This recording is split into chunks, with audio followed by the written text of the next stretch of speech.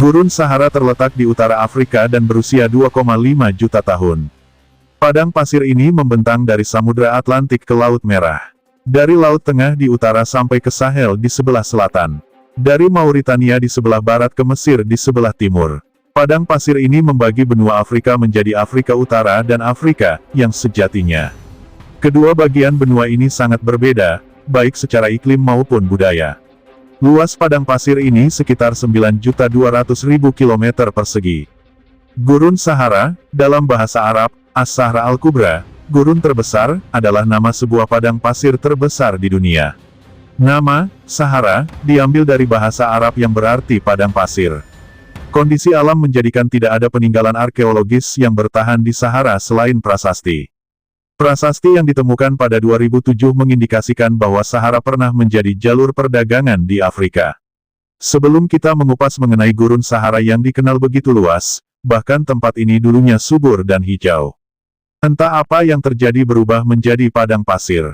Buat kalian yang baru gabung mohon dukungannya dengan cara subscribe dan bunyikan lonceng notifikasinya. Agar kalian mendapatkan kabar terbaru dari channel Gumata.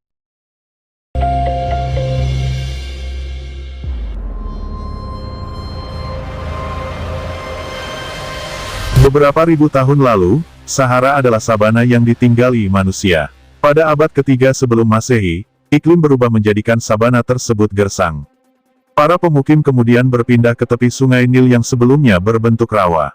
Hal ini diketahui melalui beberapa lukisan-lukisan kuno yang ditemukan di beberapa gua di Sahara. Di salah satu lukisannya, terdapat gambar hewan-hewan yang tidak biasanya ditemukan di sana, seperti gajah, jerapah, dan beberapa hewan pemakan rumput seperti kuda. Gurun Sahara yang dikenal dengan hamparan pasir ternyata dulunya pernah hijau. Gurun Sahara ternyata sudah mengalami perubahan selama miliaran tahun. Perubahan yang dimaksud mulai dari perubahan lokasi benua, hingga susunan atmosfer. Hal itu terkuak usai peneliti dari Finlandia dan Inggris melakukan rekonstruksi mengenai perubahan atau transformasi periodik di Gurun Sahara. Sejarah terjadinya Gurun Sahara, yang menjadi sabana dan hutan adalah salah satu perubahan lingkungan paling luar biasa di bumi. Edward Armstrong adalah ilmuwan iklim dari Universitas Helsinki di Finlandia menjelaskan, penelitian kami adalah salah satu studi mengenai model iklim pertama, yang mensimulasikan periode lembab di Afrika yang sebanding dengan pengamatan iklim purba, untuk mengungkapkan mengapa dan kapan peristiwa ini terjadi, kata ilmuwan Edward Armstrong. Peneliti fokus terhadap periode lembab Afrika. Rentang waktunya ketika benua Afrika jauh lebih basah dan hijau dibandingkan saat ini. Ini juga turut mendukung hipotesis lama dari peneliti, yang menilai periode lembab di Afrika didorong oleh presisi orbit bumi. Presesi orbit bumi merupakan kondisi cara bumi dalam bergerak pada porosnya, atau rotasi dalam siklus 21.000 tahun. Gerakan bumi tersebut yang mempengaruhi variasi antara 4 musim dan kekuatan monsun Afrika. Presisi ini juga turut mengungkap adanya musim panas, yang lebih hangat di daerah belahan bumi utara. Kemudian saat itu monsun akan lebih banyak terjadi di bagian Afrika Barat. Sehingga akan menyebabkan curah hujan tinggi di Gurun Sahara.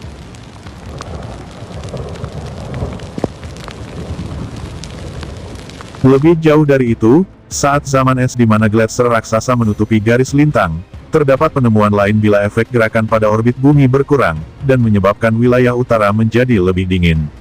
Dengan diketahuinya Gurun Sahara pernah basah dan hijau, maka hal tersebut bisa digunakan sebagai pengetahuan manusia di seluruh dunia.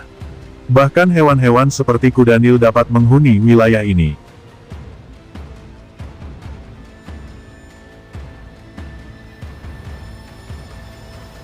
Peluang ini dapat dimanfaatkan manusia, untuk berpindah dengan melintasi Gurun Sahara, yang biasanya sulit menjadi mudah untuk diakses dan dilalui.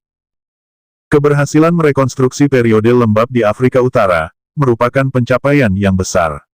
Berarti kami sekarang juga lebih mampu membuat pemodelan distribusi manusia serta memahami evolusi genus di Afrika, ungkap Mika Talavara, ahli geosains dari Universitas Helsinki. Gurun Sahara merupakan kawasan padang pasir panas terluas kedua di bumi setelah Gurun Antartika. Mengingat areanya yang begitu luas, letak Gurun Sahara mencakup hingga 10 negara di benua Afrika. Gurun Sahara terkenal dengan keindahan alamnya. Wilayah ini sering dijadikan objek penelitian internasional, taman nasional, hingga tempat wisata unggulan.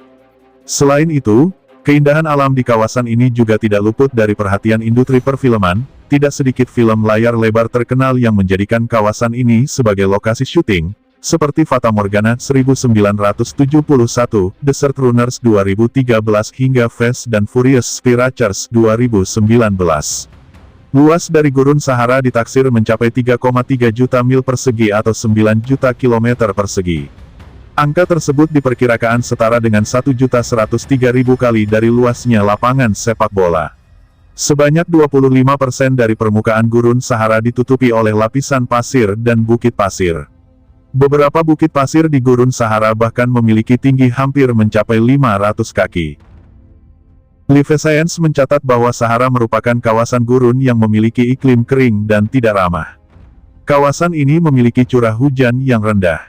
Pada satu sisi, gurun ini memiliki dua pembagian iklim berdasarkan posisi geografisnya.